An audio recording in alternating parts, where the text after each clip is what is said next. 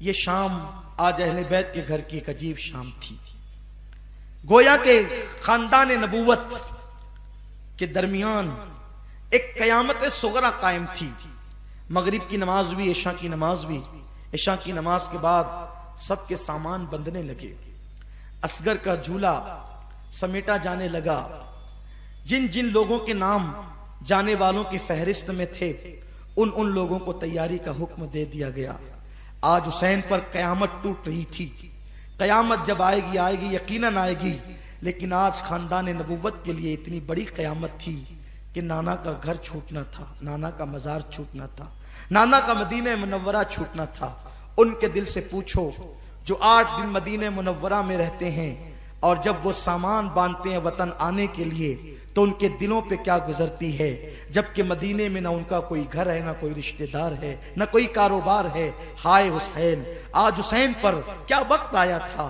काश मेरे नौजवान मेरे मौला हुसैन की कुर्बानी को महसूस करे दिल से। जो लोग हुसैन का आवाज सुनने के लिए, मौला हुसैन की शहादत सुनने के लिए आए हैं, कुर्बानी सुनने के लिए आए हैं और वो सुन करके यूं ही चले जाते हैं, उसके बाद उनकी जिंदगी नहीं बदलती। वही बेनमाजीपन, वही शराबीपन, औरतों का वही बेपर्दगी, औरतों का वही गैर महरम मर्दों के साथ फोन पर तवील गुफ्तगू, बेहयाई के कारनामे। सुनो सुनो, तुमको जन्नती बनाने के लिए या तुम्हारा दीन और ईमान बचाने के लिए हुसैन की कुर्बानी कितनी बड़ी है, थोड़ा महसूस तो करो। 8 दिन का मदीने का जाहिर जब वो अपना सामान बांधता है तो उसके हाथ कांपने लगते हैं। सामान बांधते वक्त हुसैन के दिल पर क्या गुजरी होगी।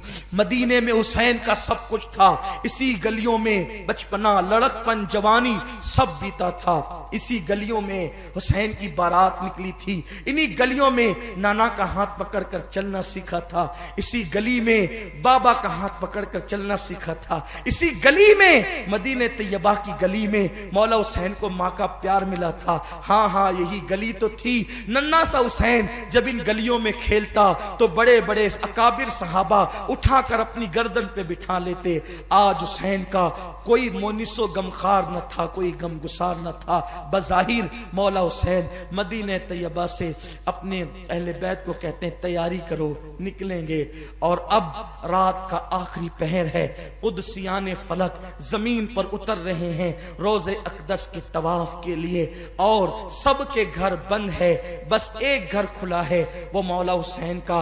और मदीने की गली में एक मगमूम बोझल बोझल कदमों से चलने वाला एक वजूद है जिसके चलने को देखकर रसूलुल्लाह का चलना याद आता है। अल्लाह अकबर। वो अपने घर से निकलता है रात की आखिरी पहर में। अनवार नीचे से ऊपर, ऊपर से नीचे।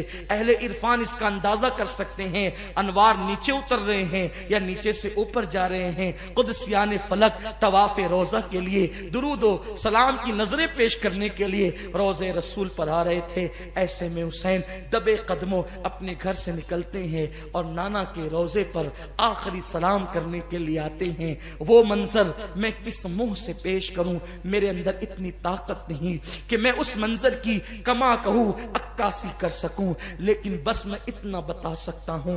हुसैन जब अपने नाना के मजार पर तशरीफ ले गए, हाथ बांध करके खड़े हो गए, गोया के तसव्वुरात की दुनिया में महसूस करें तो एक साहिब इरफान का कहना है, हुसैन आंखें बंद करके हाथों को बांधकर आका की बारगाह में सलाम पेश करने के बाद कहते हैं, नाना जान, हर आने वाला आपकी बारगाह में आखिरी सलाम पेश करता है, लेकिन उसको उम्मीद होती है कि इस आखिरी सलाम के बाद दोबारा आप इसको फिर बुलाएंगे और वो फिर सलाम पेश करेगा। लेकिन हुसैन तो हतमी तौर पर आपकी बारगाह में आखिरी सलाम पेश करने के लिए आया है। या रसूलल्लाह, आप अपने हुसैन का आखिरी सलाम लें। फिर नाना की कब्र से लिपट गए और कहते हैं, नाना आज आप खामोश क्यों है, आप बोलते क्यों नहीं नाना? नाना, वही हुसैन हूं जिसके लिए कहा था हुसैन मेरा फूल है जन्नत का, हुसैन जन्नती जवानों का सरदार है, हुसैन मुझसे, मैं हुसैन से हूं। या रसूलल्लाह, आज आपका हुसैन आपसे बातें करने आया है। आप अपने हुसैन को कोई तसल्ली तो दें। ये कहते कहते कब्र रसूल पे सर रखा और मौला हुसैन गोया के बेहोश हो गए। आंख बंद हुई, वो मंजर देखा। बाज लोगों ने ख्वाब का तस्करा किया, बाज लोगों ने गशी का तस्करा किया। जब गशी आई मौला हुसैन की तो हुजूर रहमत तमाम ने फरमाया, हुसैन जाओ, वफा का वक्त आ गया, वादे की तकमील का वक्त आ गया, दीन के तहफ्फुज का वक्त आ गया। हुसैन जा, इम्तिहान में साबित कदम रहना और याद रखना हुसैन, जब जवान बेटा करबला में तड़पेगा तो बातिल के आगे सर न झुकाना। कासिम कटेगा तो बातिल के आगे जमीर का सौदा न करना। हुसैन जाओ, और तुम्हारी बीवियां, तुम्हारे घर वाले तुम्हारा इंतजार कर रहे हैं, जल्दी जाओ।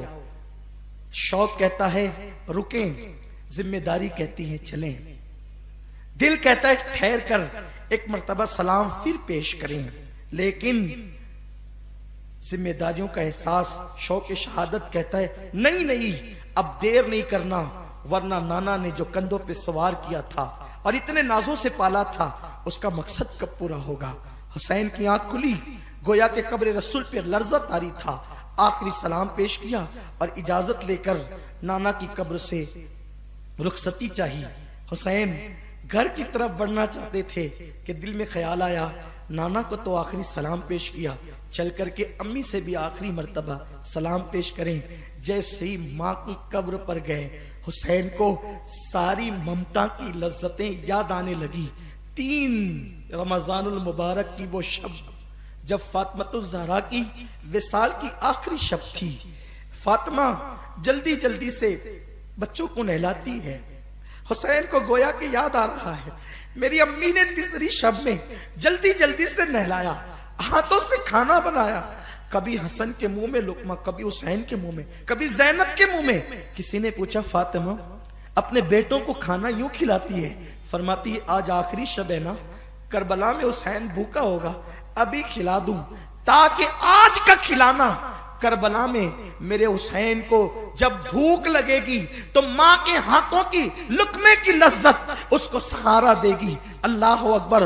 हुसैन को वो मंजर याद आ रहा है। मौला हुसैन माँ की कब्र से लिपटे, अम्मी जान अपने बेटे का आखिरी सलाम लो। जन्नतुल बकी का सन्नाटा, जन्नतुल बकी के अंदर एक अजीब सी खामोशी थी। जब हुसैन ने कहा अम्मी अपने लख्त जिगर का सलाम लो, आखिरी सलाम, और माँ मेरे सर पे हाथ रखकर दुआ कर दो ताकि आपका बेटा करबला के मैदान में साबित कदम रहे। कब्र अनवर से आवाज आई, हुसैन मैं तेरी माँ हूं, मेरी दुआएं तेरे साथ है। हुसैन जा, अपने आप को अकेला न समझना। हुसैन करबला में मैं आऊंगी और जरूर आऊंगी, और मैंने जो दूध पिलाया है उसका करिश्मा और करामत अपनी माते की आंखों से मुशाहिदा करने के लिए आऊंगी। हुसैन सब कुछ करना, लेकिन फातिमा के दूध की लाज रखना। हुसैन, हुसैन जमीर का सौदा, शरीयत का सौदा, ईमान का सौदा न करना। जा हुसैन। माँ की आवाज ने हुसैन को लर्जा दिया है। जन्नतुल बकी की कब्रों पे लर्जा तारी हो गया है। माँ से इजाजत दी, उम्महातुल मोमिनीन को सलाम किया, और उसके बाद मौला हुसैन नन्ही सी कब्र पर गए। वो एक नन्ही सी कब्र इब्ने रसूल इब्राहिम की कब्र थी। वहां तो फूट फूट कर रोने लगे, इब्राहिम मेरे नाना ने आप पर मुझ पर आपको सदका कर दिया था, दुआ करें कि मैं नाना की इस मोहब्बत की लाज रख सकूं। मौला हुसैन इख्तिसार के साथ भाई की कब्र पे सलाम करते हैं और तन्हा बोझल कदमों से जैसे ही घर में कदम रखते हैं। घर में आकर देखा तो एक अजीब हंगामा था।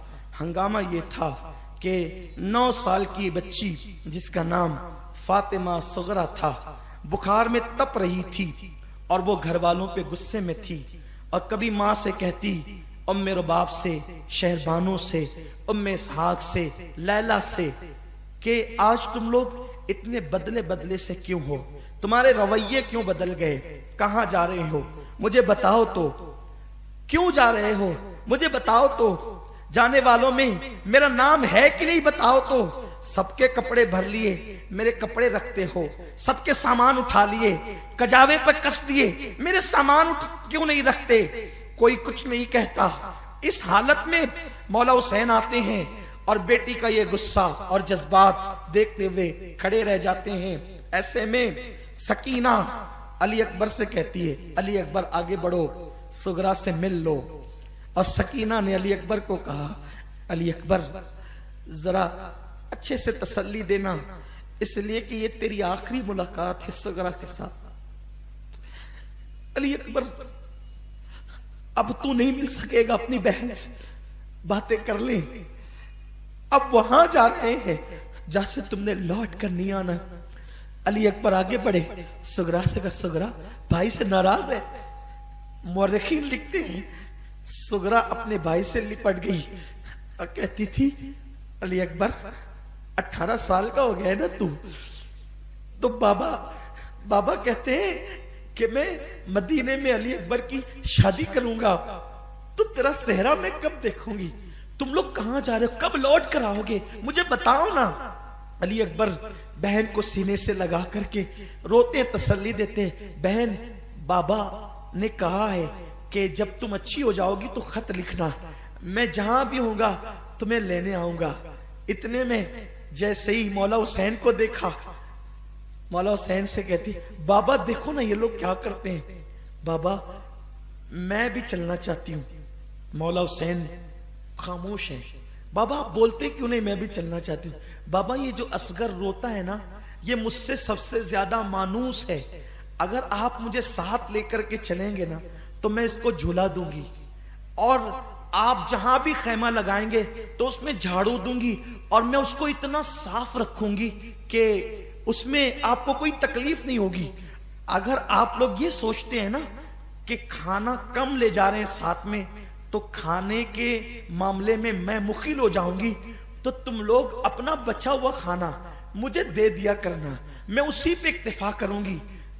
मीर अनीस ने तो यहां तक के लिखा कि सुगरा ने कहा कि अगर तुम्हारे पास सवारी नहीं है तो मुझे फिजा ही समझ कर ले चलो।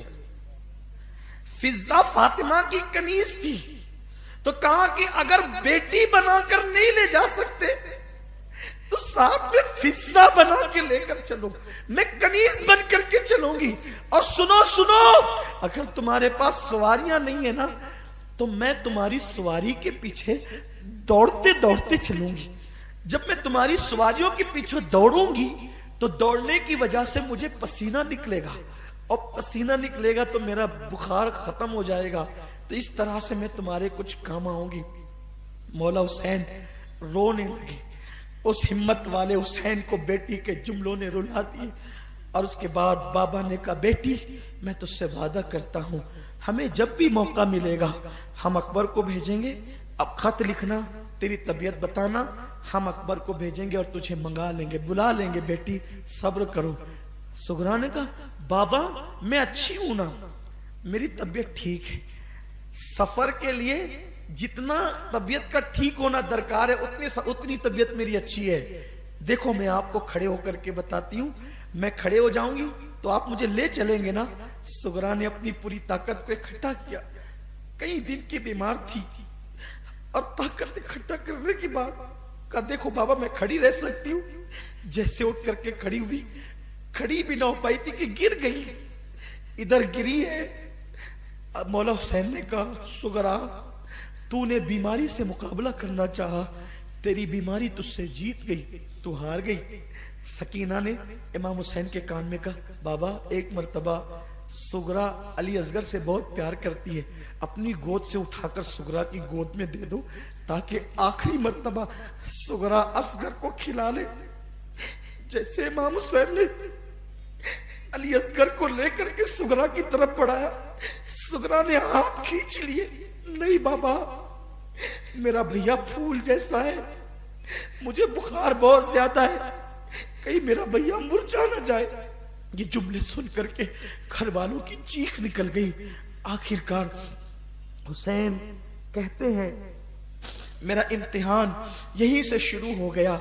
और मौला हुसैन अपनी बेटी को तसल्ली देते हैं उम्मे सलमा को सौंपते हैं, उम्मुल मोमिनीन उम्मे सलमा को सौंपते हैं। और हज़रत जाफर तैयार के बेटे अब्दुल्ला इब्ने जाफर से कहते हैं मेरी सगरा का ख्याल रखना। और उसके बाद मौला हुसैन घर से निकलते हैं, सवारियां तैयार थी। और जब आगे बढ़ते हैं, आज मदीने मुनव्वरा की आबरू, अर्श का तारा, हुजूर की आंखों का तारा मदीने मुनव्वरा से रुखसत हो रहा है। हुसैन पलट पलट कर मस्जिद नबवी की तरफ देखते हैं और गोया के मस्जिद नबवी के मीनार सर उठा उठा कर हुसैन की तरफ देखते हैं। एक दिन वो था हिजरत की शब, जब इमामुल अंबिया मक्का छोड़कर निकले थे, तो ये हाल मक्का में था और मदीने के लोग खुशियां मना रहे थे। आज तारीख का वो दिन आया है कि मदीने मुनव्वरा की गलियां सोगवारी में डूब गई है। हुसैन पलट पलट कर कहते हैं नाना आखिरी सलाम लो। और मस्जिद नबवी के मीनार उछक उछक कर हुसैन को देखते हैं। एक गर्द जानवरों के चलने से उठती है और वो छोटा सा 72 नफरी काफिला, 72 नफूस कुदसिया पे मुश्तमिल काफिला उस धूल में छुप जाता है। और उसके बाद वो नजरों से ओझल हो जाता है और सुबह चमकने से पहले वो मदीने मुनव्वरा से दूर निकल जाता है। वो काफिला कहाँ जाता है इंशाअल्लाह आगे हम आपके सामने।